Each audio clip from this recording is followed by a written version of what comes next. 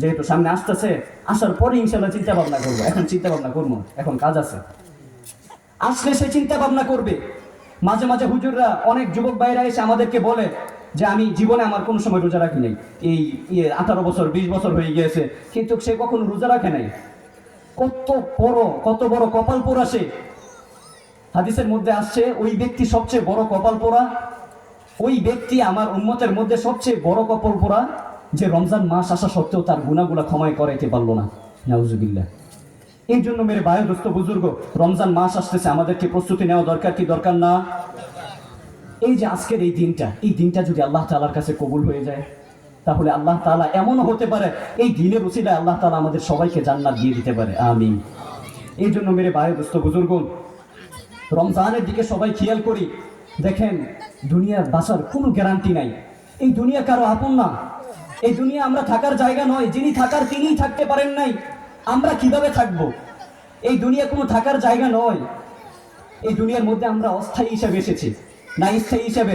এখন কোনো ব্যক্তি যদি বলে হুজুর আমি জমিনের নিচ পর্যন্ত যতটুকু যাওয়া যায়, যতগুলো মিশিং বিজ্ঞানী প্রযুক্তি যা আছে, আমি সবগুলো দিয়ে আমি জমিনের নিচে যাইতে যাইতে যাইতে যাইতে একেবারে সর্বোচ্চ নিচে চলে যাব, সেখানে আমাকে আজরাইল ধরতে পারবে না। তাহলে তার চেয়ে বড় পাগল এই দুনিয়ার মধ্যে আরো একটা আছে। অনেকের মাথার মধ্যে এমন আসে মাঝে মাঝে, দেখলে বোঝা যায় যে সে মনে হয় সারা জীবন দুনিয়ার মধ্যে বাঁচবে। আরে ভাই, তুমি দুনিয়ার মধ্যে কি নিয়ে আছো? তোমার স্ত্রী, তোমার সম্পদ, তোমার ছেলে মেয়ে, তোমার এত বড় জমিদারওয়ালা, তুমি কত কিছু নিয়ে আছো এই দুনিয়ার মধ্যে। কিন্তু তুমি ভাবছো যে আমি দুনিয়ার মধ্যে অনেক বছর থাকবো, 100 বছর 200 বছর। কিন্তু যখন আজরাইল এসে তোমাকে সুতাই ধরে টান দিবে মালিকের দরবারে, তখন তোমাকে এই দুনিয়া ছেড়ে চলে যেতে হবে ভাই। এই জন্য দুনিয়া ছেড়ে চলে যাওয়ার আগে বলতে চাই যে নিজের জীবনটাকে শুধরান, নিজের জীবনটাকে পরিত্রাণ করান, নিজের জীবনটাকে একবার সওয়াবের যেই জল আছে এই জল দিয়ে একবার নিজের শরীরটাকে গোসল করান, আল্লাহ তাআলার কাছে নিজেকে তওবা হিসেবে কবুল করান, আল্লাহ ওয়ালা হিসেবে কবুল করান। আচ্ছা, আপনাদের কাছে একটা প্রশ্ন, যার কাছে অনেক জমি আছে তাকে কি বলে? ধনী না? গ্রাম্য ভাষায় কি বলে? জমিদারওয়ালা। কি বলে? জমিদারওয়ালা। যার কাছে গাড়ি আছে তাকে গাড়িওয়ালা বলে, যার কাছে বাড়ি আছে তাকে বাড়িওয়ালা বলে, কিন্তু যার কাছে আল্লাহ আছে তাকে আল্লাহওয়ালা বলে। এই জন্য মেরে ভাই দোস্ত বুজুর্গ, আল্লাহওয়ালা হতে গেলে আমাদেরকে যে কাজগুলো করতে হবে, সেই কাজকে ছেড়ে যদি আমরা দুনিয়ার দিকে দৌড়াই, তাহলে সারা জীবন দৌড়াতে থাকবো, শুধু শয়তানের সেই লেঙ্গুরে ধরতে পারবো আমরা, কিন্তু আল্লাহ তাআলার নৈকট্য কখনোই অর্জন হবে না। এই জন্য মেরে ভাই দোস্ত বুজুর্গ, দুনিয়ার মধ্যে আমরা কিসের জন্য আসছি? ভালো নাকি মন্দ হিসাবে?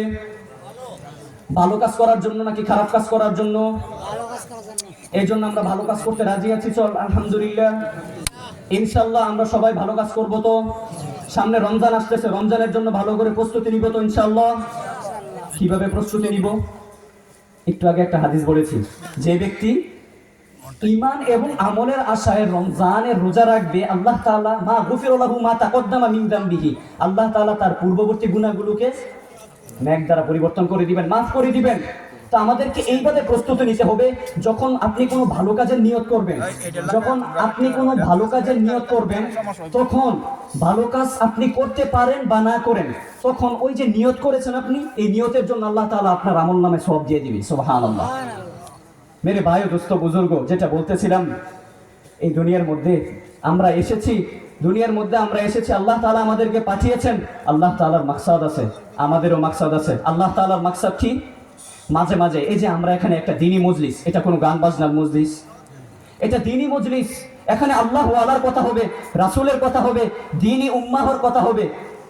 হাদিসের মধ্যে আসছে, যখন এইভাবে কোনো দ্বীনি মজলিস বসে থাকে, তখন ফেরেশতারা রহমতের যে জাল, এই জাল দিয়ে পুরো মজলিসটাকে বেষ্টন করে নেয়। সুবহানাল্লাহ। আল্লাহ তাআলা ফেরেশতাদের সাথে গর্ব করতে থাকে যে ফেরেশতারা দেখো, যখন আমি আদমকে সৃষ্টি করছিলাম না, তখন তোমরা বলেছিলে যে আল্লাহ তুমি দুনিয়ার মধ্যে মানুষকে সৃষ্টি করো না, মানুষ দুনিয়ার মধ্যে গিয়ে কাটাকাটি, হানাহানি, মারামারি, ফিতনা ফাসাদ সৃষ্টি করবে। তখন আল্লাহ তাআলা ফেরেশতাদেরকে গর্ব করে বলে যে দেখো আমার বান্দারা আমাকে নিয়ে কারগুজারি করে, আমার বান্দারা আমাকে নিয়ে মজলিস বানাচ্ছে, আমার বান্দারা আমার হাবিবকে নিয়ে তারা কথা বলে, আমার হাবিবের সুন্নত অনুযায়ী চলে। তখন এই যে আল্লাহ তাআলা ফেরেশতাদের সাথে গর্ব করে, কেমন হলে আল্লাহ তাআলা ফেরেশতাদের সাথে গর্ব করে, তখন আল্লাহ তাআলা ফেরেশতাদেরকে বলে যে আমি তাকে ক্ষমা করে দিলাম এবং আমি তাদেরকে ক্ষমা করে দিলাম, এবং তোমরাও বলো, তোমরাও সারা আসমানি যত ফেরেশতা আছে সবার কাছে ঘোষণা করে দাও যে এই মজলিসের প্রত্যেকটা বান্দাকে আমি ক্ষমা করে দিলাম। সুবহানাল্লাহ। এই জন্য মেরে ভাই ও দোস্ত বুজুর্গ, এই দুনিয়ার মধ্যে আমরা এমনিতেই আসি নাই, এই দুনিয়ার মধ্যে আসার পিছনে মাকসাদ আছে। একটু আগে একটা আয়াত বলছিলাম, আল্লাহ তাআলা কুরআনুল কারীমের মধ্যে বলেন আল্লাযী খালাকাল মাউত ওয়াল হায়াত লিয়াবলুয়াকুম আইয়ুকুম আহসানু আমালা। আল্লাযী, যিনি, খালাকাল মাউত, মৃত্যুকে সৃষ্টি করেছেন, ওয়াল হায়াত, তারপরে জীবিতকে সৃষ্টি করেছেন, লিয়াবলুয়াকুম, যেন তোমাদেরকে পরীক্ষা করতে পারে, আইয়ুকুম আহসানু আমালা, তোমাদের মধ্যে সর্বোত্তম কার আমল। কি বলেছে? আল্লাহ তাআলা এই দুনিয়ার মধ্যে আমাদেরকে সৃষ্টি করেছেন এই জন্য যেন আল্লাহ তাআলা এটা যাচাই করতে পারে যে দুনিয়ার মধ্যে তোমরা তোমাদের আমল কার চেয়ে কে বেশি সুন্দর করে আমার মধ্যে আসছো। যখন স্কুলের মধ্যে কিংবা মাদ্রাসার মধ্যে পরীক্ষার ক্লিয়ার দেয়, তখন পরীক্ষার আগে কিন্তু 1 সপ্তাহ বা 2 সপ্তাহ একটা নির্দিষ্ট সময় থাকে কার ক্লাস